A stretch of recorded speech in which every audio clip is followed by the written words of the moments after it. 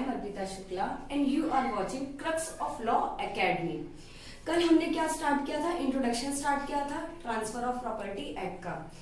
आज से हम क्या स्टार्ट करेंगे? आज से हम एक नया टॉपिक डेली लेके आएंगे। किसका? ट्रांसफर ऑफ प्रॉपर्टी एक्ट का। अब इमूवेबल प्रॉपर्टी टॉपिक लेके आए हैं, जो किसमें बताया गया? ट्रांसफर ऑफ प्रॉपर्टी एक्ट के सेक्शन 3 के इंटरप्रिटेशन क्लॉज में। लेकिन यहाँ पे क्या है?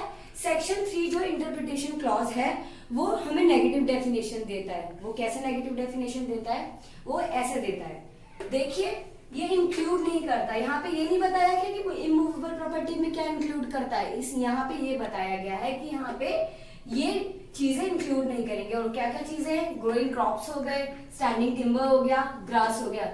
ये 3 चीजें अगर जहां पर आ रही है तो वहां पर वो इमूवेबल प्रॉपर्टी नहीं कहलाएंगी। तो अब इमूवेबल प्रॉपर्टी क्या कहलाएंगी? तो उसके लिए हमें तो कुछ देखना पड़ेगा। तो उसके लिए हम देखेंगे जनरल क्लॉज एक्ट का सेक्शन 3 का सबसेक्शन 26। हमें क्या करना पड़ेगा? जनरल क्लॉज एक्ट को ट्रांसफर ऑफ प्रॉपर्टी एक्ट के साथ पढ़ना पड़ेगा, जहां पे बताया है इमूवेबल प्रॉपर्टी इंक्लूड करता है लैंड को, और वो सारे बेनिफिट्स जो लैंड से अराइज हो रहे हैं, कोई भी चीजें जो अर्थ से अटैच्ड है। इतना आप लोगों को समझ में आया? ठीक है, अब बात करते हैं। तो अब क्या होगा? अब हमें इसको कैसे पढ़ेंगे? दोनों को मर्ज करके हमें पढ़ना पड़ेगा इमूवेबल प्रॉपर्टी का। तो अब हम ऐसे पढ़ेंगे, immovable property includes lands, benefits arise out of land, things attached to the earth, things embedded in the earth, things attached to what is so embedded in the earth and things rooted in the earth, except क्या नहीं आएगा? जो TP में बताया, growing crops नहीं आएगा, standing timber नहीं आएगा, ग्रास नहीं आएगा। आपको समझ में आ गया इमूवेबल प्रॉपर्टी कैसे क्या होती है और क्या नहीं होती? ठीक है, अब हम आगे चलते हैं। अब बात करते हैं इमूवेबल प्रॉपर्टी में लैंड क्या होती है। कोई भी एक डेफिनेट पोर्शन अर्थ की सरफेस का, वो लैंड के अंदर आएगा। अब ये क्या करता है? अब ये इंक्लूड करेगा वो सारी चीजें जो अर्थ के सरफेस में आएगा, जिसको हम अर्थ से रिमूव नहीं करेंगे, वो आ जाएगा लैंड के अंदर, और वो इमूवेबल प्रॉपर्टी कहलाएगा। क्या कहलाएगा? Immovable property. जैसे हम एग्जांपल लेते हैं एक ट्यूबवेल का। आज हमने ट्यूबवेल लगाया, अब वो तो फिक्स्ड हो गया लैंड में। अब ऐसा तो नहीं कि हम कल कुछ और लगाएंगे, परसों कहीं और लगाएंगे, नरसों कहीं और लगाएंगे, नहीं ना। तो ठीक है, अब ये क्या हो गया? ट्यूबवेल इमूवेबल प्रॉपर्टी लैंड के अंदर आएगा। अब बात करते हैं बेनिफिट जो लैंड से अराइज होते हैं, वो क्या क्या हो सकते हैं। ऐसा कोई भी राइट जो हम एक्सरसाइज करते हैं लैंड पे, उस राइट को एक्सरसाइज करते वक्त हमें कोई भी प्रॉफिट या कोई भी गेन मिल रहा है, तो वो कहां से आ जाएगा? क्या आ जाएगा? Benefits arise out of land. जैसे क्या हो गया? Right of collection of friends, right of वे। और एक एग्जांपल और ले लेते हैं हमने 10 साल के लिए लीज पे कोई प्रॉपर्टी ली। अब उसका क्या करना है? उसमें हमने एग्रीकल्चर करना है। तो उस एग्रीकल्चर में जो भी हमें प्रॉफिट और गेन हो रहा है, वो किससे हो रहा है? वो उस लैंड से अराइज हो रहा है। बेनिफिट किससे हो रहा है? उस लैंड से जिससे जो हमने लीज पे ली है। तो क्या हो गया? वो आ गया benefits arise out of land.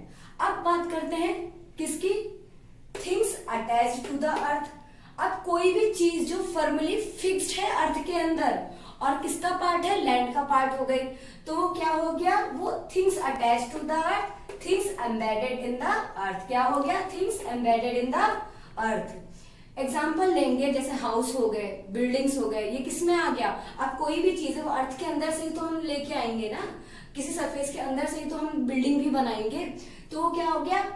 ये हो गया हाउसेस एंड बिल्डिंग्स हो गए। ये किसमें आ गया? Things embedded in the earth. But अगर कोई भी मशीनरी है जो कंक्रीट बेस पे बनी है और नट्स एंड बोल्ट्स के द्वारा बनी है, लेकिन वो फिक्स तो नहीं होगी अर्थ में, तो वो थिंग्स एम्बेडेड इन द अर्थ के अंदर पॉइंट 4 नहीं आएगा, वो इमूवेबल प्रॉपर्टी नहीं कहलाएगी वहां पे।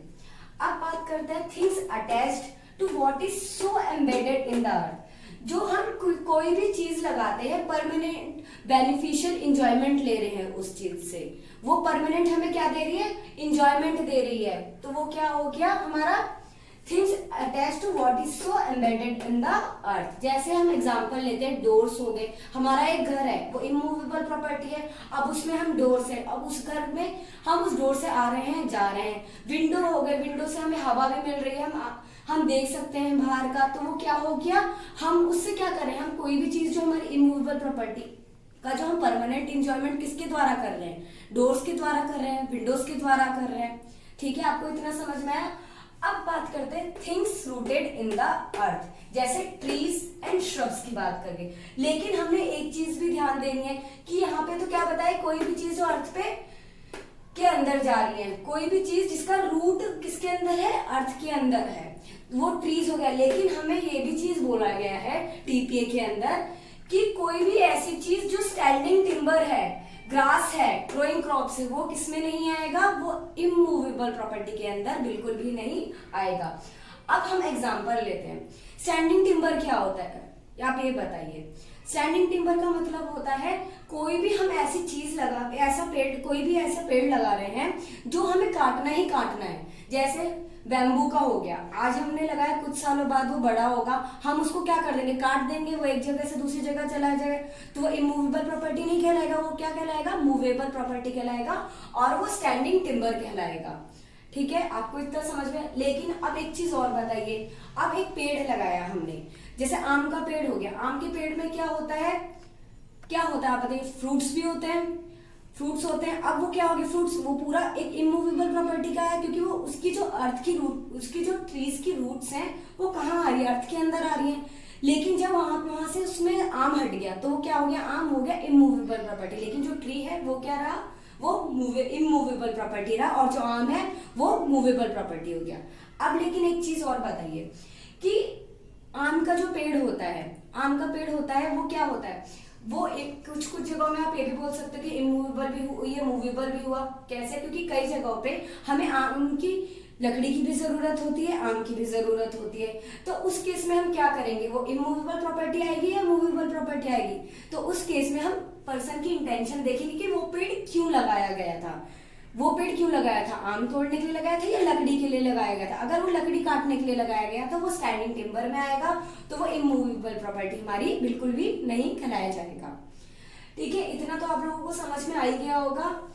फिर भी अब बता देते हैं, इमूवेबल प्रॉपर्टी सेक्शन 3 के इंटरप्रिटेशन क्लॉज में बताया गया ट्रांसफर ऑफ प्रॉपर्टी एक्ट के, और उसको हमें किसके साथ पढ़ना है, जनरल क्लॉज एक्ट के सेक्शन 3 के सब सेक्शन 26 के साथ पढ़ना है, जहां पे इमूवेबल प्रॉपर्टी के बारे में बताया कि क्या क्या चीजें इंक्लूड होती हैं। और फिर अब हम बात करते हैं डॉक्ट्रिन ऑफ फिक्सचर्स। डॉक्ट्रिन का मतलब क्या होता है, डॉक्ट्रिन का मतलब होता है सिद्धांत, प्रिंसिपल्स।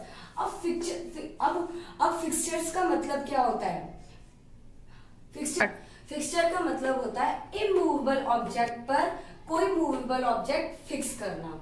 ठीक है, इमूवेबल प्रॉपर्टी पे कोई ऑब्जेक्ट, मूवेबल ऑब्जेक्ट फिक्स करना। जैसे एग्जांपल लेते हैं हम किसका, सीलिंग फैन का लेते हैं। हमारा घर है, घर वो इमूवेबल प्रॉपर्टी आ गया, उस पे हमारा सीलिंग फैन है, तो वो क्या हो गया, मूवेबल प्रॉपर्टी हो गया। कोई हमारा, हमने कोई रेस्टोरेंट खरीदा, अब वो क्या है, इमूवेबल प्रॉपर्टी, लेकिन उसमें हमने एसेट्स डाले, हमारा फर्नीचर डाला, वो कुछ टाइम, वो तो फिक्स ही डाला ना, तो वो क्या हो जाएगा, वो आ जाएगा, वो मूवेबल प्रॉपर्टी हो गई। तो वो इमूवेबल प्रॉपर्टी में अटैच कर दी गई मूवेबल प्रॉपर्टी, तो वो किस में आ गया, फिक्सचर्स में आ गया।